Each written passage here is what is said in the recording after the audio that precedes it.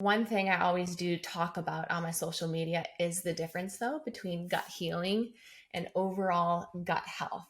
And when your gut is really compromised, when it's inflamed, when you have bacteria overgrowth, when you have intestinal permeability, you very often can't tolerate a lot of the foods that somebody can who really just needs to work on like maintenance or just optimizing their health. So when my gut was really off, I didn't even tolerate now like healthy foods. I'm talking about like Brussels sprouts, avocado, garlic, and onion. These are what we call fermentable carbohydrates. So they feed bacteria in the gut. Now, they're not bad and they're not good. They just feed bacteria in the gut. So when somebody has a very good gut microbiome or just needs to work on gut health and they have a good level of probiotics already in their gut, will feed more of those good bacteria. Now, when someone has an overgrowth of bad bacteria and their gut is really inflamed, they have a leaky gut, some of these foods can actually exacerbate the symptoms. So when I was on my gut healing diet, I actually had to pull out a lot of those foods even as well too.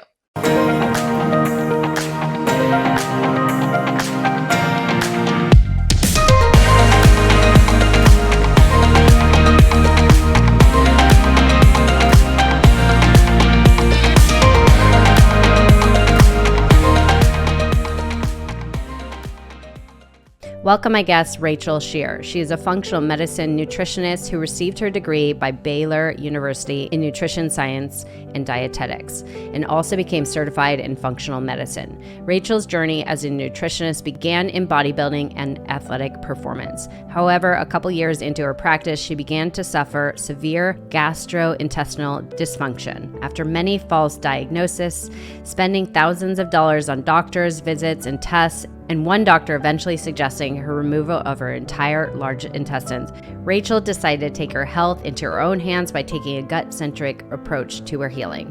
By learning how to heal instead of just deal, Rachel has a virtual private practice with a team of registered dietitians where she now specializes in addressing the root cause of chronic health conditions such as irritable bowel syndrome, autoimmunity, and weight loss resistance.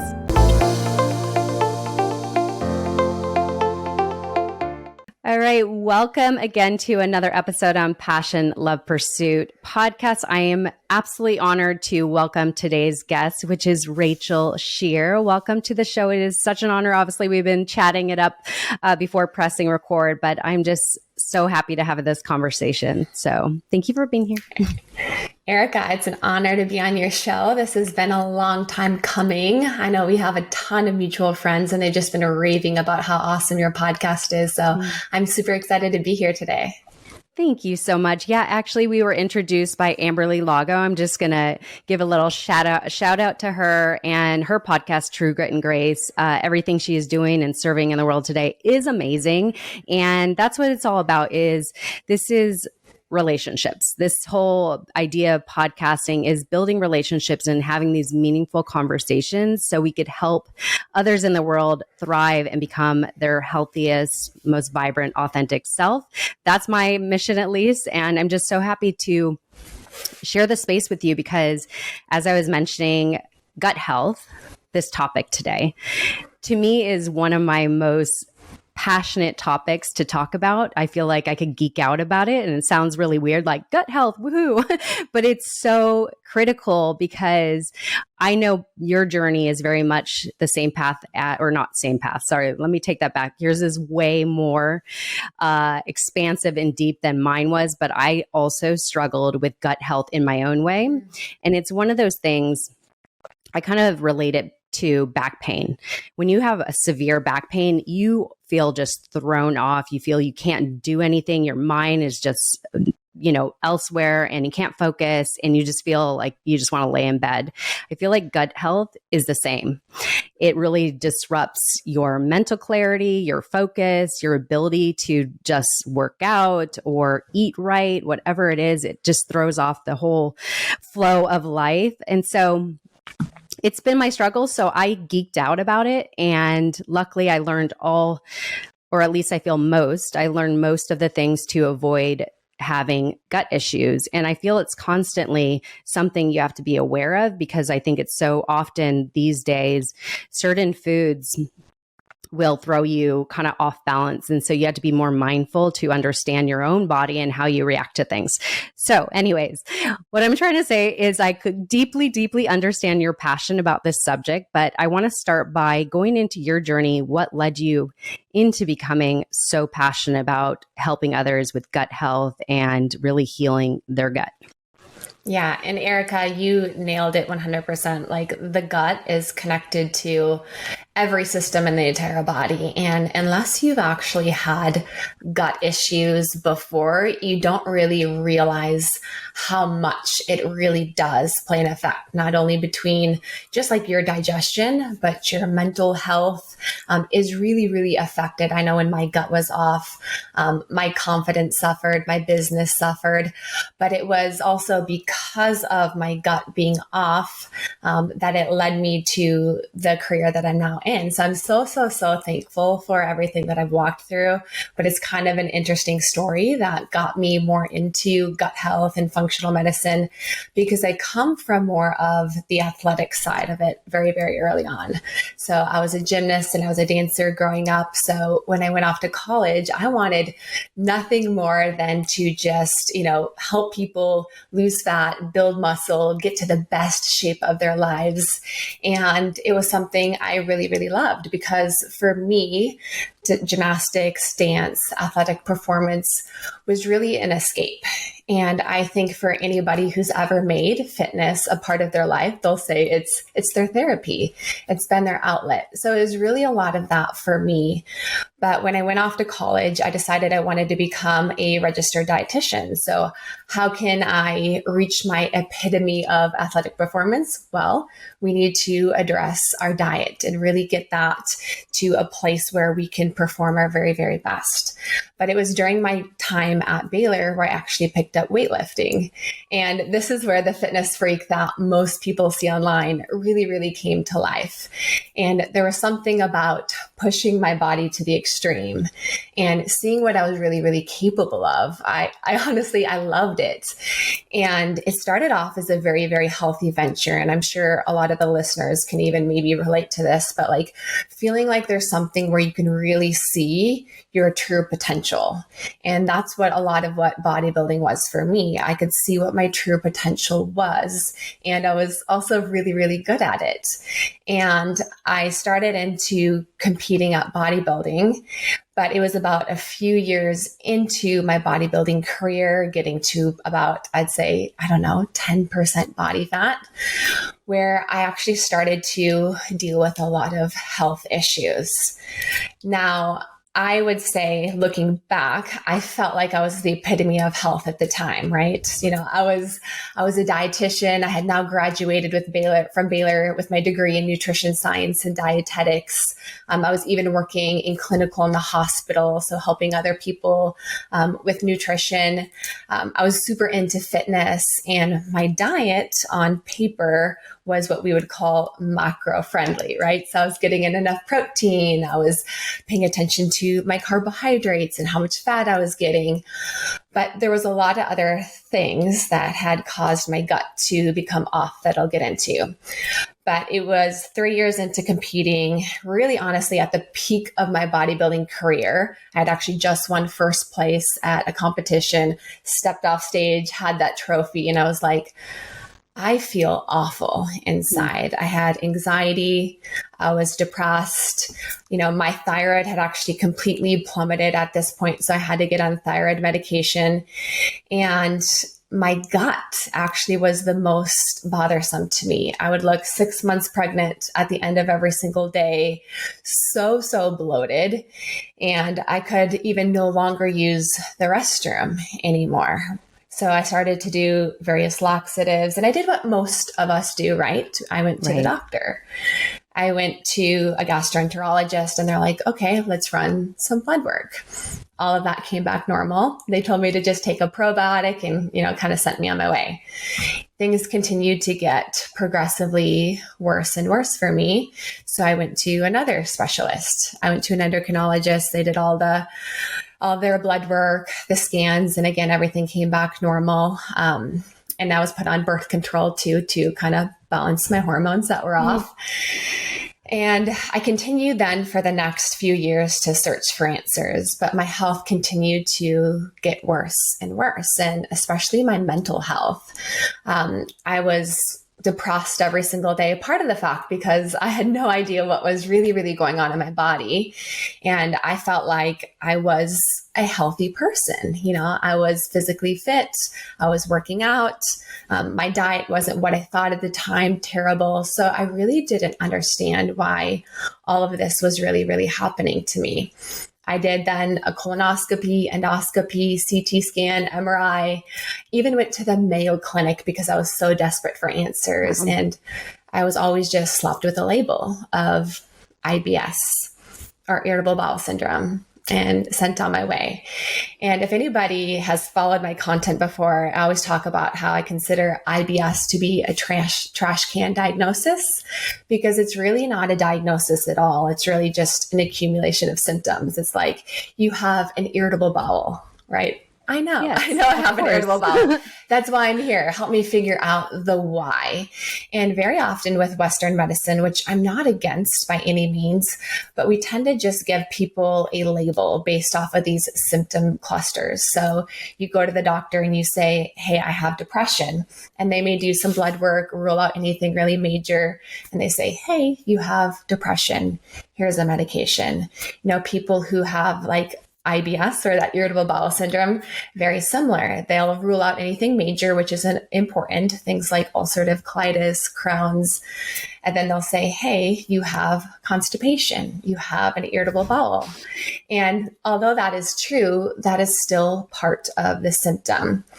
So it was finally for me where they then sent me to a colorectal surgeon, where they told me they actually wanted to remove my entire large intestine, that I really hit rock bottom. Like I'm at my lowest of low at this point. And the reason why they told me, Erica, that they wanted to remove my large intestine, because it was now at this point that the motility, which is the transit of food throughout your entire gut, had completely come to a halt. So in order for me to even use the restroom anymore, I would have to take an enema, which is not so sexy for, you know, a fitness model, you know, someone who's literally getting on stage and wanting to like compete in bodybuilding. So I felt so betrayed by my body at that point in my life. And I don't know if anyone's been there before, but when you're at that low of a low, like you will do anything. You will do anything to get better. You'll take the medications, you'll do the surgeries. And for me, I was like, okay, this is an answer. You know, maybe I'll just cut up my large intestine, also my small intestine to my rectum, and I will be able to get on with my life. But something really came over me in that moment, and it didn't feel right in my gut. And despite how off my gut was, I decided to listen to it. But what was so interesting about that moment is I really, really learned that no one was going to do the work for me, that I had to then become my own advocate for my health. I had gone to all of these different physicians and doctors to search for an answer to something that was really lifestyle based, that was a little bit more chronic. And it was then that I really became obsessed with learning everything that I could about the gut and the gut microbiome. And it was really during just this obsessive research that I truly learned how the bacteria in our gut play a massive role in every system in our entire body. And it didn't happen overnight by any means, Erica, but once I really started to heal my gut lining, address some of the stressors that was causing it to be off, which I'm sure we'll dive into here in a little bit, but I could eventually go, you know, a few days without having any gut issues. I could eventually go a few weeks, even a few months after a while. And eventually my body did heal and I could avoid having my entire large intestine removed.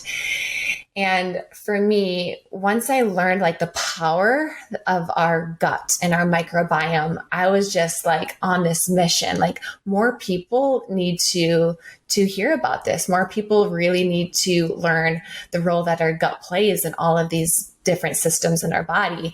And once I was able to heal my gut, my thyroid came back to normal levels, my hormones came back to normal levels, my hair stopped falling out. I was dealing with acne at the time, which I didn't mention, but my skin cleared up. My anxiety and my depression completely went away, and I was able to get off of an SSRI, which is an antidepressant medication that I was on for literally 14 years since I was, just a teenager, all because I was able to heal my gut. So I'm just obsessed now with gut health, and I'm on a mission to help other people get to the root cause of their health issues, which very often truly does stem from an imbalanced gut. Oh my goodness. Well, first of all, I'm so thankful you're sharing your story. And I know what you experience is very extreme. To be told that you need to remove your large intestine is just beyond, like, I couldn't even imagine that. But I very much relate. And I think a lot of people could relate to that desperation when you're just like, I want to feel okay. Like, I am not feeling good in my mind, my body, my spirit. Like, I just feel like I need a solution. And this is the problem. And this is why I think it's so important you share your story, is being able to say to yourself, like, I get to decide how I'm going to take care of my health. I'm going to inform myself. I'm going to dig into this and make an informed decision. And I think that's what's so important is so many people, and this could apply to so many things. And this is one thing I'm also really passionate about is, as you mentioned, it's when you go to a Western doctor, and this is not to degrade Western doctors, but as we know, you go to them for depression, let's say, they're going to give you a pill to help with your depression. Yes, it does help. And yes, it's a good thing. I've been on antidepressants. It helps. It's kind of like a Band-Aid. It's not getting to the root cause of why you have depression. And this is the thing with a lot of the symptoms we go to. As you said, your thyroid was out of balance. They're going to give you something to help your thyroid and, and so on and so on. So I think it's so critical that people really question, where is this coming from? Like, why am I having this misbalance with my gut? Like, there has to be a root cause to it. So I sincerely relate to your story in the way that I was very much into fitness. I was all about looking good as well, feeling good. But I know I was very much, when you get into fitness, you are thinking about the outward appearance. Most importantly, because that's kind of what you're going for, right? When you're working out. But in the fitness world, I know, especially as you were competing, it very much is put on the back burner, the health aspect, which I think that's what I would love to, maybe we could go into that next, because there's so many things to unravel from this. But what do you feel is the disconnect between the fitness industry and health optimization? Because when you were talking about macros, I know that is talked about a lot in competing, because I actually have a friend that just competed. She just did Fitness Universe, and she actually teaches people about macros to lose weight. But I do, and this is, I hope she's not listening, because I'm not trying to degrade anything she teaches, because I think she's doing amazing. But I look at health optimization. So I've seen some of the things she shares for eating, and there's some processed foods in there. There's some sugar alcohols. I could go on and on, but you know what I mean, right? That's exactly how my diet was at the time too. Yeah. And, there's so many things that can, of course, cause dis-ease. And when I say dis-ease, it really just means that dis-ease in the body. And I really always explain it to be 3 big stressors. The first is dietary stress. And we tend to think of this as just, right, like I eat a bad diet, processed foods, things like that. Sometimes they can even be food reactions, food sensitivities. But I know for me, and what caused my gut to be off, it was, very, very similar to like what you're describing with your friend there. So my diet was full of all of these artificial sweeteners, a lot of these diet foods. And when we use the word macro friendly, what we're really pertaining to is, how much protein does it have? How much carbohydrates does it have? And how much fat does it have? And really only looking at it from the lens of, is this going to help me lose fat, or is this going to help me build muscle? So in the fitness industry, what we're really looking at is that. How much protein do I need in order to build muscle? How much calories do I need in order to, same thing, build muscle or lose fat? And there's nothing wrong with looking at that. But if that is the sole indicator of health, we're going to end up with a lot of other issues, because you can get protein sources that are very, very processed and terrible for your gut and your hormones. Think of like hot dogs, processed deli meats. That is going to be very, very different than grass-fed and finished beef, from pasture-raised chicken, wild-caught fish. Both of these may have a similar amount of protein, but they're going to affect the body on an internal microscopic level completely different. And I'm a big believer of, food is really information of telling our body what to do. And yes, the macronutrients really tell the body what to do, but it's so much more than just that. And I like to think of my body as like a very well-oiled, race car. I want to put the very, very best in my body so I can perform at a peak level, not just physically, not just look good, but feel freaking amazing every single day. So in order to do that, it's not just going to be looking at these macros, calories, how much protein I'm getting and carbohydrates. We're really going to have to pay attention to, okay, what of these foods are going to play the biggest role in my gut health, my mental health? These things really, really do matter. So the fitness industry, kind of the gap that I've been talking about recently is just this, where we have the fitness industry that just looks at calories and how much protein you're getting from more of a body composition standpoint. And then, on the wellness side, which I'm definitely on, that's like functional medicine, we pay a little bit more attention to how the food really plays a role in our hormones, our gut health, our mental health. However, sometimes when we just focus on that, just how it plays a role in our hormones and our gut health, we may miss out on, hey, I want to get to my dream body. I want to look good naked. And I think there's nothing wrong with that. Like, just like you said, like, hey, we all want to feel good in our skin. I want to look at the person, I'm looking at in the mirror and feel like really, really proud of who she is and the body and the skin that I'm in.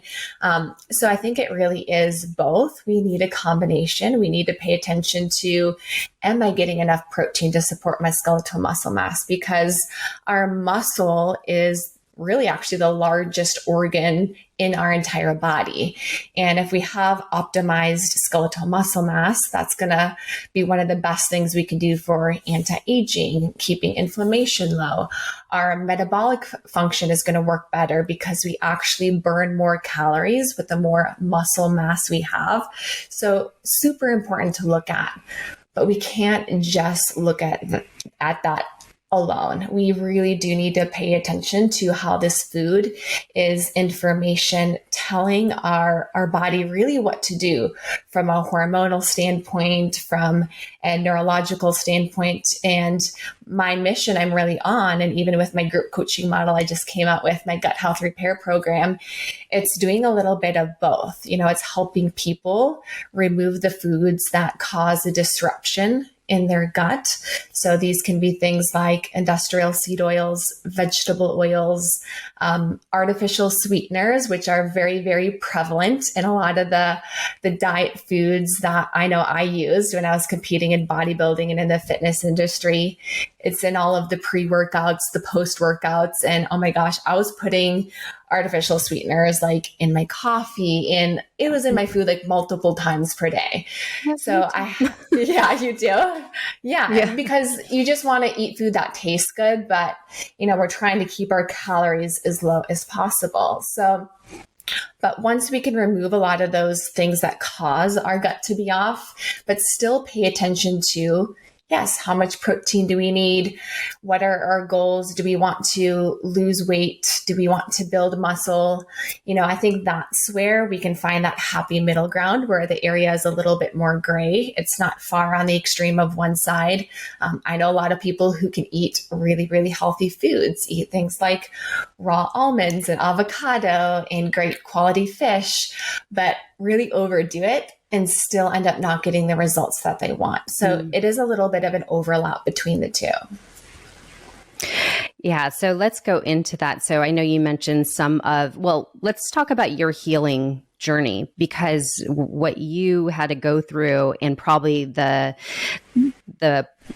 level you were at of your gut issues was quite severe. So what did you begin to do? Because as we talk about, you teach functional medicine, and that's all about getting to the root cause of the problem, which is amazing. And I think a lot of people don't know about this area of expertise in the health industry. And I think I encourage anybody listening to this to, if you have a health issue, whether it be your hormones, your brain fog, whatever it may be, is consider consulting with somebody that knows functional medicine, because their ultimate goal for you is optimal health. And so they want to get to the root cause, heal that, and then address, and then go from there. It's like a stepping stone from there. So I think we should just encourage people to, again, you are your health advocate. You have to stand behind your health and say, what can I make? Like, what's the best decision I can make for my health? And that I encourage people to do is consider seeing somebody as yourself, a functional medicine doctor that knows how to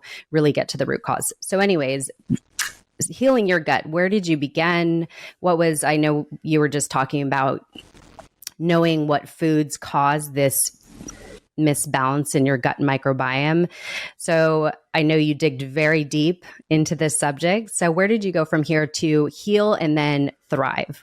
Yeah. So the goal is always to heal instead of just deal with the symptoms. And I think very often most of us are trying to just manage the symptoms, just get through, put a Band-Aid on everything, instead of actually really, really getting to the root cause, but also taking ownership for our health. And I think that's a very, very crucial part. As I said at the beginning of the podcast, I had to realize that no one was going to do the work for me. And what I really meant by that is, although I can get help, I can work with a coach, I can, work with somebody who was even in the functional medicine side, I was still the person who was going to have to address the stressors that were prevalent in my life. So I always say the very first thing for anybody who's beginning their healing journey, whether it's wanting to heal their gut, whether that's wanting to heal their mental health, or really any area in their life, is just paying attention to the fruits.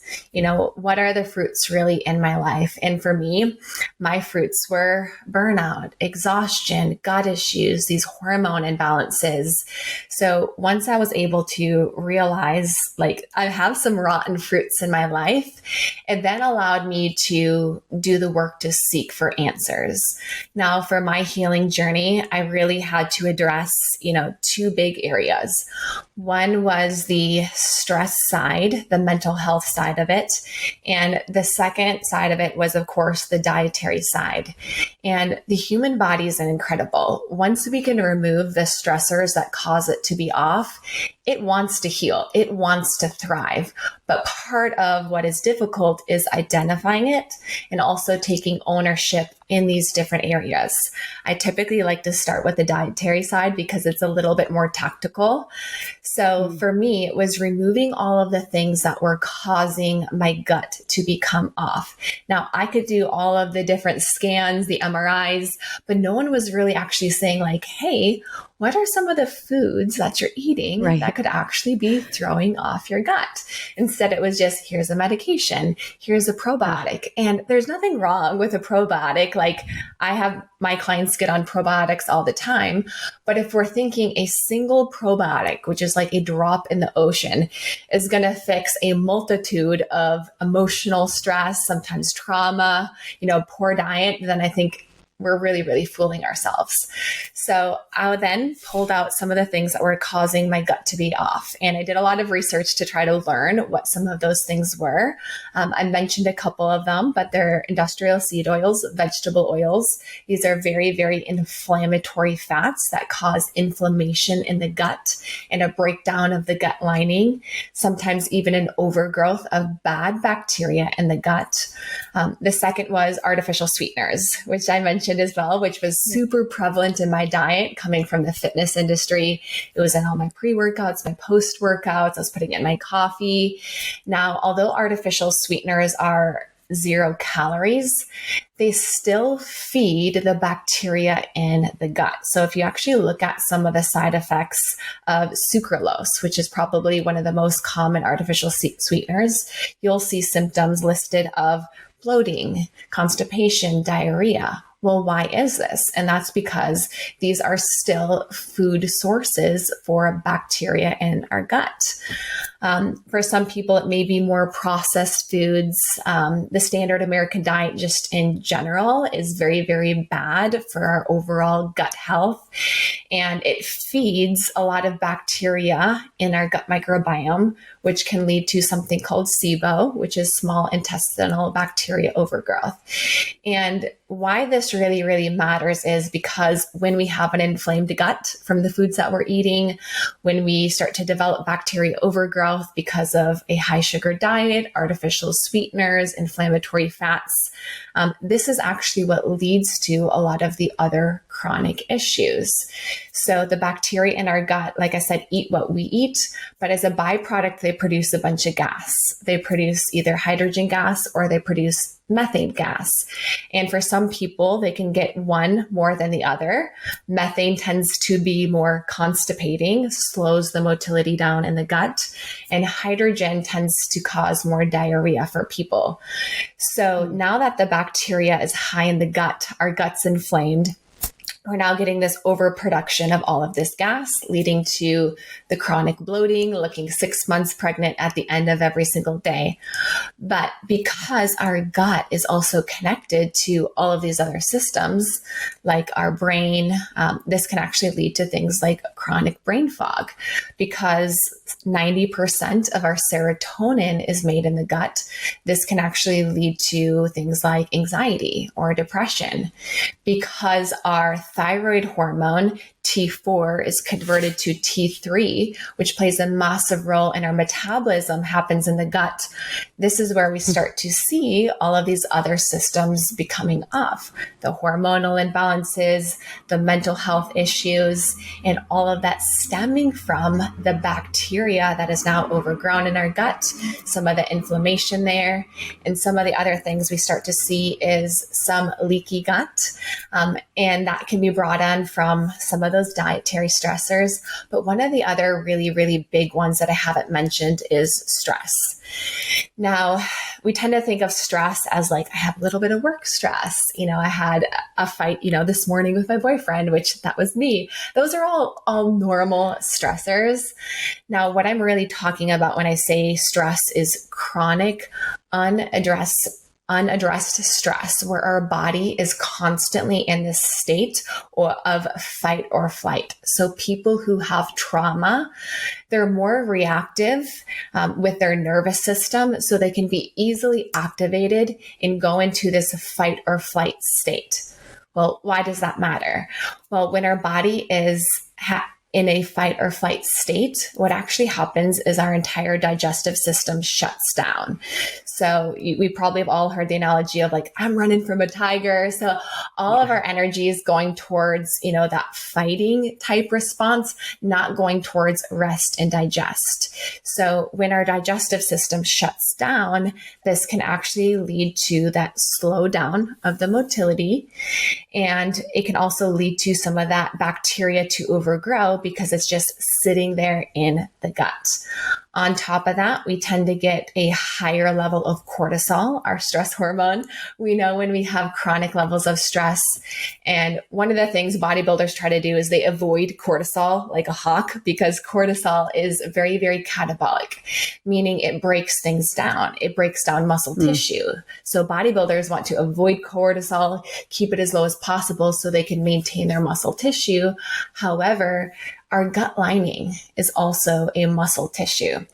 So when that cortisol is really, really high, that's when it also causes that breakdown of the gut lining, leading to some of that leaky gut, intestinal permeability.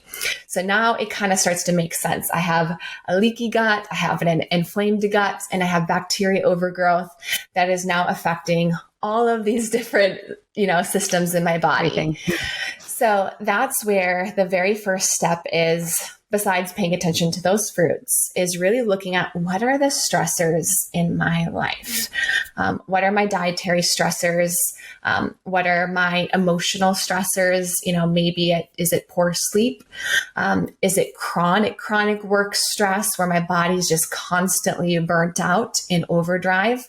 This can sometimes even be a physical stress. That's a lot of what my stress was. I was exercising, probably almost to a fault, where my cortisol levels were very, very elevated constantly. I was also at a very low percent of body fat, which is not actually considered healthy.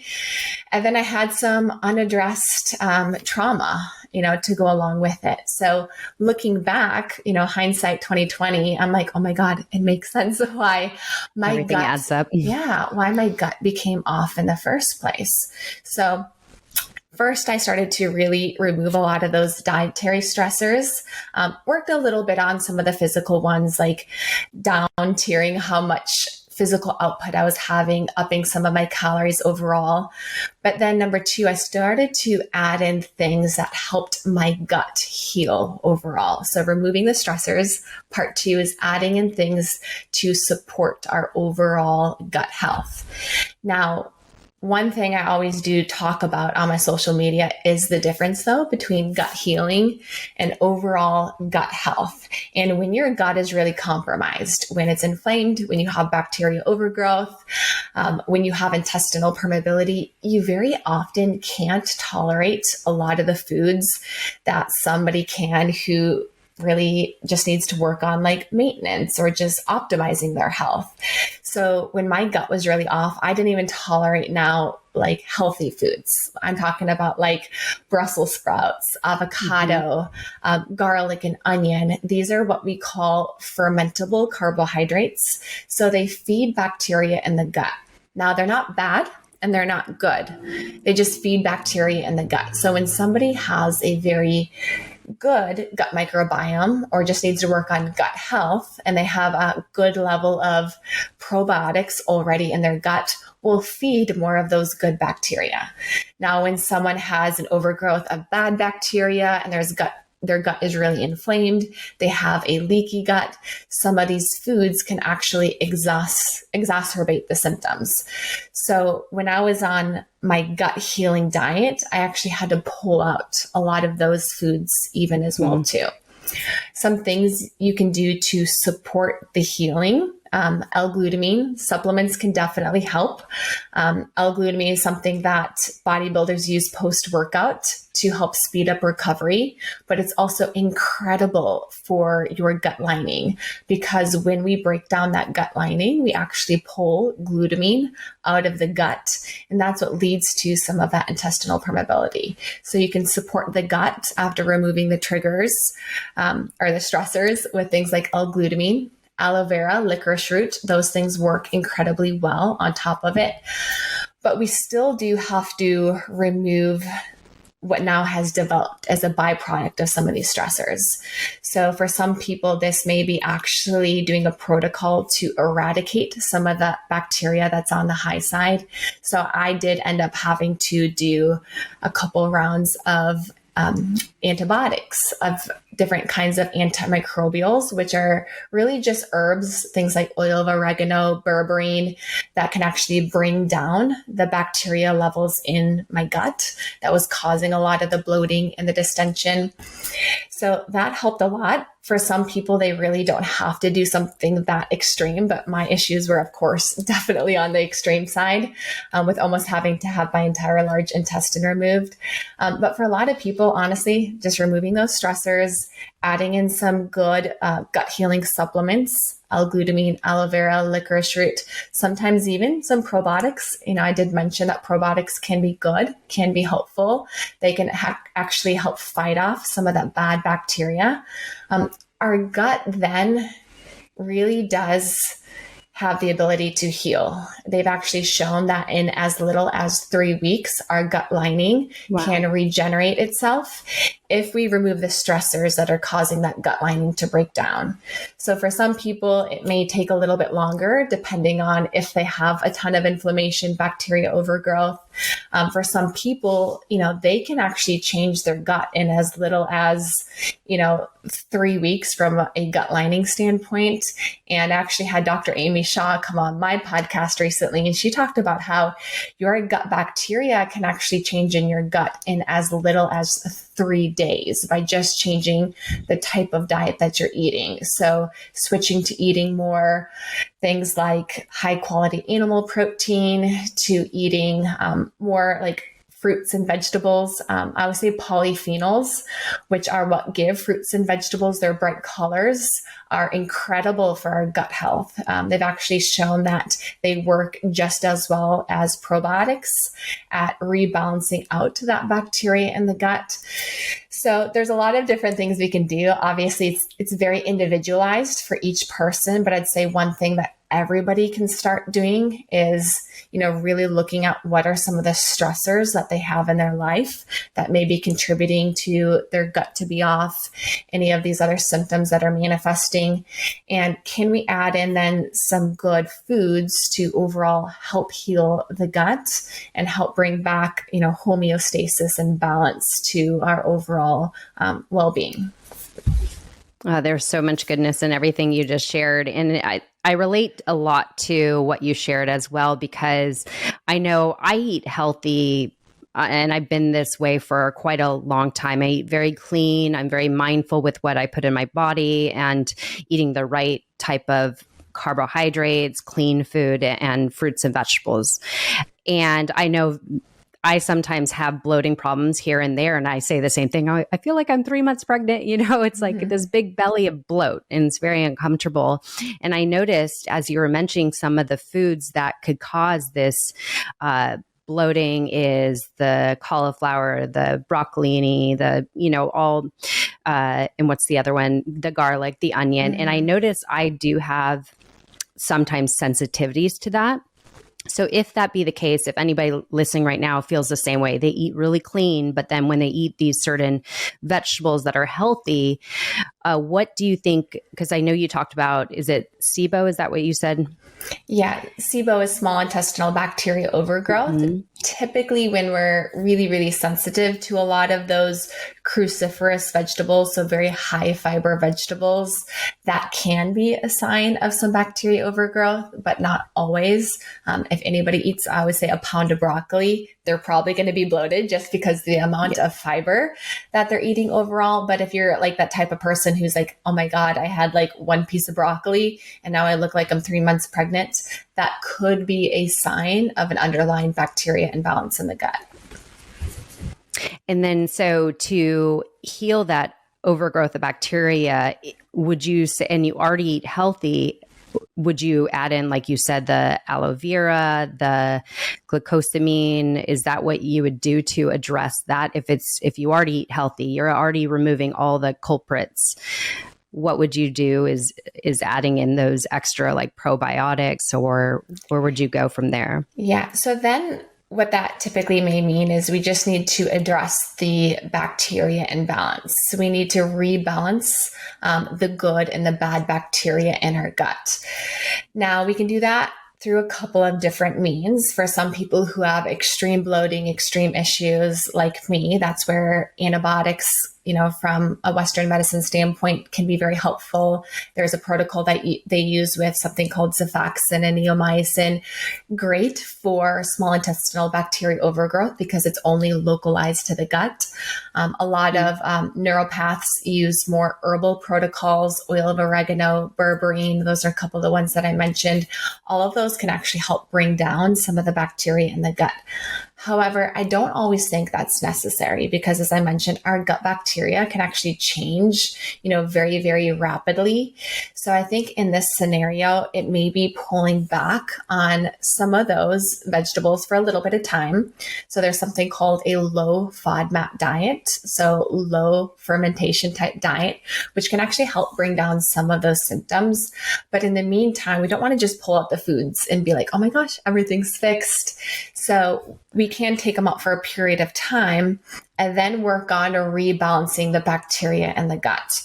And that's where I love doing things like polyphenols, because sometimes when we do have a lot of that bacteria overgrowth, we can be sensitive to things like prebiotics. So prebiotics are a lot of those high fiber fruits and vegetables, jicama, artichoke, flax seeds, green banana flour. These are all just different types of foods that are prebiotics. And prebiotics, as you can kind of think of the name, it's prebiotic. So it feeds bacteria in the gut. So some of those you may be a little bit sensitive to, especially if you are already sensitive to some of the FODMAP foods. But that's where polyphenols are awesome. So some of my favorite are resveratrol. There's a lot of studies on resveratrol, which actually comes from red wine, that it can actually rebalance your gut microbiota, but also even help with metabolic issues. So people who deal with weight loss resistance, obesity, they've shown that resveratrol works incredible for helping lose weight by rebalancing some of that bacteria in the gut. Quercetin is another supplement I love, does something very, very similar to resveratrol with rebalancing out that bacteria. Curcumin is another one that I use quite a bit. And then I'd say the other part of it is just trying to get a wide variety of fruits and vegetables, because that's really what our gut microbiome and these gut bacteria really thrive off of. So if you're focusing on gut health, which it sounds like for you, it's probably more gut health versus necessarily like this massive healing protocol like I had to go through. I think for you, like pulling out maybe some of those cruciferous vegetables, like a little bit for a short period of time, like maybe 4 weeks max, adding in some of these polyphenols, working on maybe adding in some more a wide variety of fruits and vegetables, getting in your high quality protein, good fats, would be really, really awesome. And then what you can do after that 4 weeks is actually start to reintroduce some of those fermentable carbohydrates and just kind of assess how your body does respond. Now, there may be some that you just are like, my body does not do well with this one. For me, that was like onion. Like I've healed my gut to this point, but if I eat a bunch of like raw onion, I just blow, because it's just a food that is more fermentable to gut bacteria in of itself. So I know like if I want to put on like a skinny black dress and go out to dinner, I probably shouldn't eat a bunch of onion right before I do that. So what's cool about that is you can just really learn what works best for your body, but also know the difference that it's not necessarily still bad for you. Like I'll be at home now and my boyfriend will make like Brussels sprouts, which also can bloat me a little bit. And if I'm just going to like put on a big t-shirt and go to bed, like I'll eat the Brussels sprouts. I have no problem with it having like a little bit of a bloat there. But it's not causing like the massive issues like I was experiencing before, where I couldn't use the restroom, my mental health was off. So I think it's really knowing the difference between the two for sure. Yeah. And like you mentioned, it's really knowing what feels right to you and noticing when you're off balance and just being more discerning of, like you said, if you know you're going to get bloated and you want to look good in this dress or whatever, just be more mindful. And I've noticed that. And going into that, I'm curious your thoughts on food intolerances, because I know there's the tests that show the sensitivities, and my thought on those tests, because I've done two of them and they actually both read two separate things. I'm just curious your opinion on this. I feel the food sensitivities come from you having too much of something, and then your body has like this reaction. So that develops this sensitivity, and it really just wants you to like peel back. Like you were talking about the diversity. And I think that's how you could, maintain the ability to have these different foods. What's your thoughts on these food sensitivity tests that are out there? Because I know that's a very common thing that's talked about today. Yeah. So I'm not against doing food sensitivity tests. I actually do them still in my practice, but I still look at them as part of the symptom. So they are sensitivities, but we still have to ask the question, why are we sensitive to these foods? And for a lot of my clients who I run a food sensitivity test on, and I also run a gut microbiome test on, you'll typically see a correlation between a laundry list of food sensitivities. I'm talking about like 30 plus foods that they're sensitive to intestinal permeability, otherwise known as leaky gut, or sometimes even low digestive enzymes or low stomach acid as well too. And a food sensitivity is very, very different than a food allergy. A food allergy is typically a true immune response. We call this an IgA immune response. It's not something that you can get rid of over time.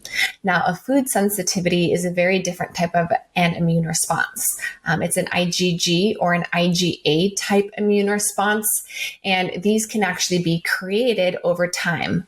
One of the which you actually mentioned by eating a food way, way, way too much, which is why, eggs is a really common food sensitivity that some people can develop over time.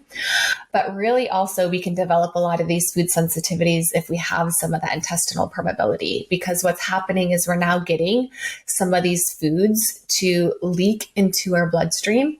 And when that happens, it causes massive immune upregulation of these IgG and IgA antibodies to then attack the food, causing some of that immune response. So if our gut lining is a little bit leaky or broken down, that can lead to some of those food sensitivities, but also low digestive enzymes too. So digestion actually starts in our mouth as we're chewing our food, which stimulates the production of stomach acid.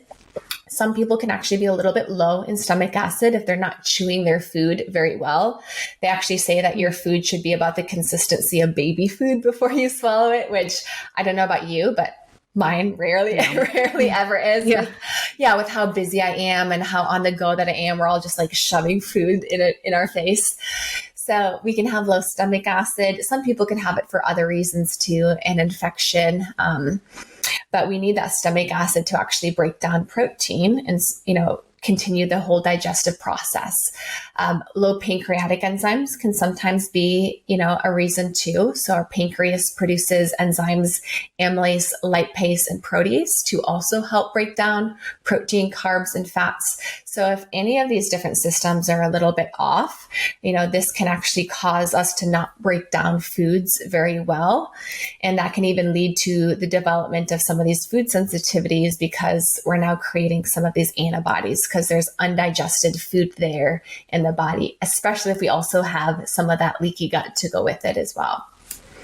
Yeah, you mentioned the low stomach acid, and I recently did a hair mineral analysis test. And one of the protocols they recommended was taking HCl, which is hyaluronic acid, with every meal. And ever since I've been taking that, I think it's been 2.5 weeks or so. Honestly, my gut feels so much better. So possibly that's what was happening. Because I remember I was doing the celery juice for a long time every morning, and it was revolutionary for my gut. And I know, if I'm correct, this is what I heard, that the celery juice in the morning on an empty stomach, it's filled with hyaluronic acid.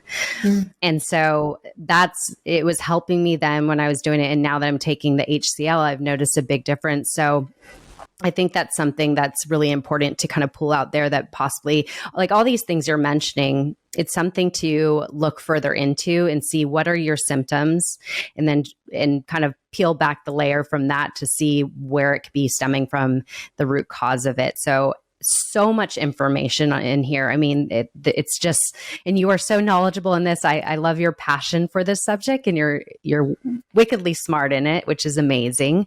So I'm curious, just to kind of top this off, because coming from the fitness industry and what happened to you in, how it threw off your gut and everything, and also depression and acne and all these things, they're all symptoms of, a chronic problem with your gut. And I, again, very much relate to it.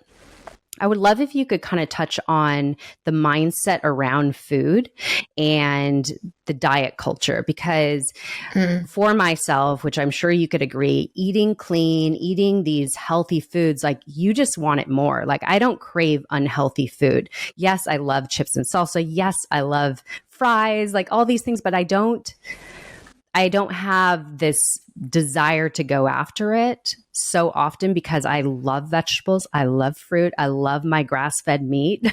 So I think the more you eat healthy, the more you want that healthy food. And then you develop this mindset around food that's going to help your gut thrive, and also your mental clarity and all these things. So I'm curious your opinion on the whole diet culture and the mindset around food, and how this incorporates into how you help heal others. Yeah. And you're 100% spot on with what you said, is like, as you start to eat more real whole food, high quality animal protein, fruits and vegetables, you start to crave a lot more of those foods. And I always say, like, we should enjoy the food that we're eating. Like for me, if I get a really, really good cut of a grass-fed filet, I grill it up, I have like some sweet potato with that, I have some veggies, like that's a really awesome meal for me. I enjoy that. But I'm going to listen to my body's hunger cues, and I'm going to stop once I feel full. I'm not going to overeat that steak, because that steak is very satiating. It makes me feel full and satisfied. This is a meal that has a good amount of some fiber in there between the sweet potato, the veggies. I got some good fats there in the steak, and then I have a good amount of protein. So when I eat a meal like that, my body says, ooh, wow, I love this. But hey, also, like, I'm full. I don't need to keep eating. Now, with our food industry, they don't really look at it from that way. They just want you to keep eating and eating and eating. So we have these, what I call hyper palatable foods that just taste so good that we can't stop eating it. And that's what our food industry really wants us to do. Like, think about Pringles. It used to say, like, I bet you can't just eat one. Like, their whole purpose was to literally make you addicted to that food, that the food tastes so good that you can't stop eating it. So like, give me ice cream, give me chips. I will override my hunger cues every single time because of how good that food tastes. And what's really happening is we're getting a huge dopamine response in the brain, very similar to what we get with drugs, cocaine, we get with, social media. It's like this reward system response that we get that is very, very addictive. So not only do we get the neurological response to a lot of these foods, we don't listen to our body's hunger cues. So we keep eating to the point where we just feel awful. Not only do we feel awful, but it's causing inflammation in the body. It's disrupting our gut bacteria. It's causing these hormonal imbalances. So we have a diet culture right now that's just like, love your body, eat the foods that you want to eat. And my philosophy is like, it's not self-love to eat foods that cause massive inflammation in your body, to eat foods that cause a disruption in your gut and lead to mental health issues. Like, that is not self-love, in my opinion. Self-love is choosing to eat foods that love you back, because I care about my body. I'm choosing to put the best into my body. It's a lot of like what self-parenting is, we're like, I love you so much. I'm doing this because I really, really care about you. And I think that's what's really kind of off right now with the diet culture. Everyone's kind of shaming like any kind of food restriction or anything like that. And I think it's really just, again, paying attention to the fruits. If what it is that you are doing for your body is leading to health issues, it's leading to massive shame and guilt and all of these things after it, then it's not good for you. But if what you're doing in the moment like leads to good enjoyment. Like I'm talking about like eating good quality, animal protein, like I mentioned, sweet potato, these veggies. And after those fruits of it is, wow, I feel awesome. I don't have a bunch of bloating. I feel really, really good about myself. Like that's really what self-care and self-love really actually looks like. But not only when we eat a lot of these hyperpalatable foods, does it change like our brain's response, it does also even change the bacteria in our gut, because a lot of those hyperpalatable foods, like I mentioned early on, feed bad bacteria in our gut. And it's also the bacteria that is causing us to crave even more and more of those foods. So our brain and our gut are connected. They're telling us, Absolutely. eat more of these foods, eat more chips, eat more ice cream, eat more of these foods. And it's overriding all of our hunger cues. And this is really what's leading to, our population that is overweight, obese right now. And I think we really need to start talking about this more and more, like, what these foods are really doing, because right now we have a food system that pays no attention to health, and we have a healthcare system that pays no attention to food. So that's what I mean by it's really up to us and like these conversations to help people become their own advocate with the foods they're putting in their body, but also knowing who to really go to for what as well too. With Western medicine, I would say like if you get in an accident, if you have like cancer, if you have like things like that, like just so everybody knows, I'm never ever like putting down Western medicine. There's a need for it. We have to have it. I've used it plenty of times in my life, but when it comes to a lot of these chronic issues that are coming from our diet, chronic stress, our lifestyle, it is really going to be a much different approach. And that's where it's working with a coach who can really help identify what those root causes are, not just what is off in the body, but also what caused it to be off in the first place as well. Absolutely. So that's a great place to introduce what your offers are, because I know you have a group coaching program that just opened enrollment, and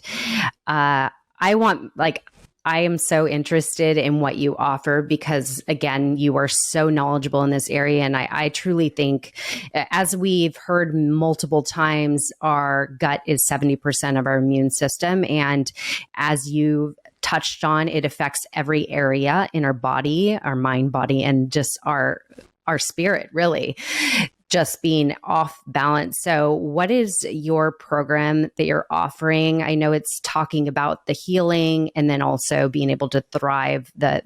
You talk about, it's the healing and then the health of the gut.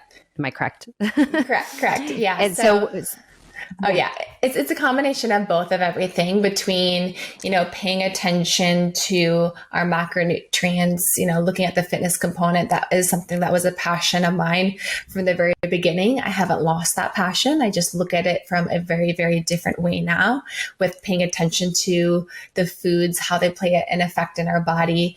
So I have my gut health repair program, which I just launched. I'm so excited about it because when I started my practice, Rachel Scheer Nutrition, I really set out on a mission to help as many people as possible. So I have a team of 5 registered dietitians. We do all of the testing. We look at your gut microbiome, your hormones, your thyroid. We look at toxins, your food sensitivities, things you could be deficient in that your body needs to really reach its optimal health. And then we help create a plan that is nutrition focused and lifestyle focused to correct these systems in the order that they occur, with what is off and what is causing, the other systems to be off, kind of like what I mentioned on my own journey. However, our practice has grown so much, and people really want this type of an approach, which is incredible. But it's been really hard to continue to do just one-on-one coaching. So that's where I did come out with my gut health repair program, which I'm actually taking people through a full 3-month protocol to heal the gut and then switch to working on gut health. So I do what's called my 3R approach. So month 1, we remove all of the stressors, some of the ones like I mentioned in this podcast. But we also start to talk a little bit about your macros. macros? How much protein do you need? What is a good calorie goal for you to aim for? Month 2, we then eradicate some of the bacteria that may be on the high side. So for most of the people who are coming to work with me, they have a lot of the symptoms of the chronic bloating, constipation, diarrhea, a lot of those GI issues. So we do a little antimicrobial protocol to bring down some of that bacteria. We support the gut lining with some good gut supplements that I've mentioned, L-glutamine, aloe vera, licorice root. But then we also talk a little bit about meal timing, what that really needs to look like, how you can use intermittent fasting to also help heal the gut. And then month 3, that now that we've been able to remove a lot of the stressors, address part of the root issue that may have developed, some of the leaky gut, the bacteria overgrowth, we then switch into supporting our overall gut health and bringing back in some of the foods, not all of the foods, but some of the foods, and then what our diet really needs to look like to support a very diverse and abundant gut microbiome. And this is really how we can take more of a preventative approach from some of these issues to come back, in the long run.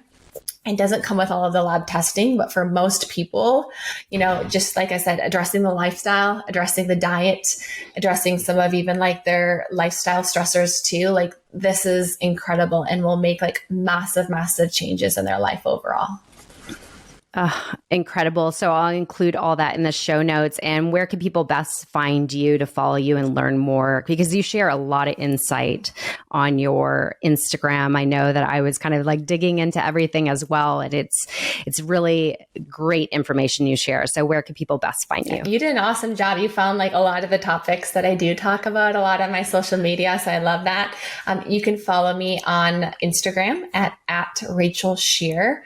You can also check out my website, which is rachelscheer.com. I also have my own podcast, Scheer Madness, where I do interviews, but I also just talk about, things just like this, how to heal your gut, how to take a root cause approach for, more neurological issues. We talk a little bit about fitness, mindset. So the podcast is a little bit of just like a brain dump of all of the things I'm passionate about. But you guys can definitely find me there.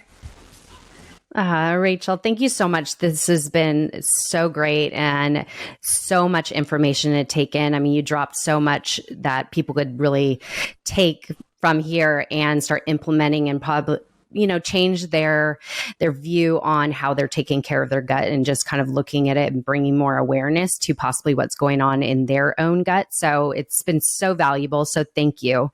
So just to close this off, I always ask my guests an important question. So that is, if you were to share a piece of wisdom that you've learned in your life's journey, and it's a life lesson that you just feel anybody needs to hear right now, what would that be? You can't change your body unless you change your mind.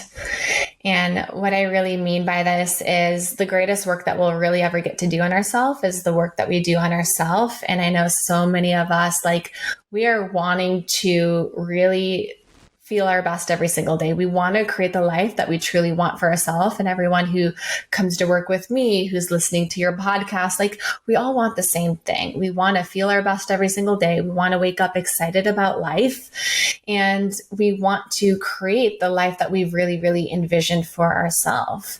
And in order to heal our body, heal our gut, it really does come down to addressing this, addressing our inner thoughts, addressing our mind.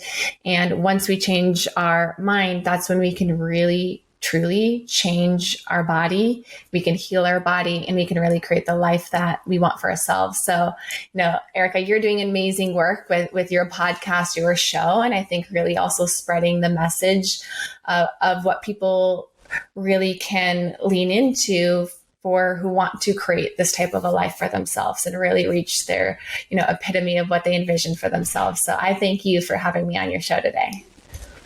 Thank you so much, Rachel. That was amazing advice. And just thank you so much for everything you're doing. I know you're truly changing lives and just showing up authentically as you are. I just appreciate you. So thank you for everything. Appreciate you. Thank you, Erica.